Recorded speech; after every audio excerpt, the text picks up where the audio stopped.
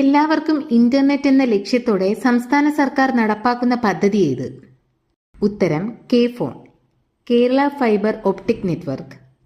നീതി എവിടെ എന്ന പോലീസ് അനുഭവങ്ങൾ പ്രതിപാദിക്കുന്ന കൃതിയുടെ രചയിതാവാര്? ഉത്തരം എ ഹേമചന്ദ്രൻ IPS. ലോക സമുദ്ര ദിനം എന്ന്? ഉത്തരം ജൂൺ 8. ഓസ്ട്രേലിയയുടെ പരമോന്നത സിവിലിയൻ ബഹുമതിയായ ഓർഡർ ഓഫ് ഓസ്ട്രേലിയ നേടിയ ഇന്ത്യൻ വ്യവസായി ആര്? ഉത്തരം രത്തൻ ടാറ്റ. സൈലന്റ് വാലി ദേശീയോദ്യാനം സ്ഥിതി ചെയ്യുന്നത് എവിടെയാണ്?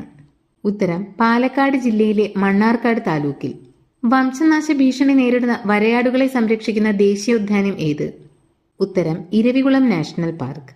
കേരളത്തിലെ ആദ്യത്തെ വന്യജീവി സങ്കേതം ഏത്? ഉത്തരം പെരിയാർ വന്യജീവി സങ്കേതം.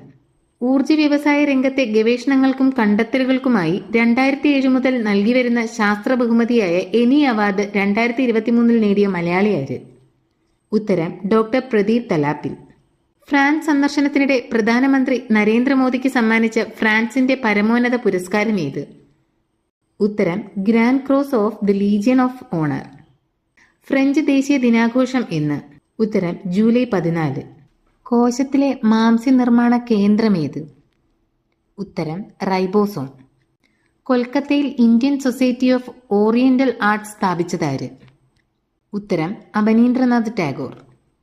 ദുരാചാരങ്ങൾക്കെതിരായ മനോഭാവം ഇന്ത്യക്കാരിൽ വളർത്താൻ കാരണമായ നന്ദലാൽ ബോസിന്റെ പ്രസിദ്ധമായ ചിത്രമേത്? ഉത്തരം സതി. ഇന്ത്യൻ ഭരണഘടനയുടെ കയ്യെഴുത്ത് പ്രതി ചിത്രങ്ങളാൽ അലങ്കരിച്ച കലാകാരനാര്? ഉത്തരം നന്ദലാൽ ബോസ്. ഇന്ത്യയിൽ ആദ്യമായി ത്രിവർണ പതാകയ്ക്ക് രൂപം നൽകിയത് ഏത് പ്രക്ഷോഭകാലത്താണ്? ഉത്തരം സ്വദേശി സമരകാലത്ത്.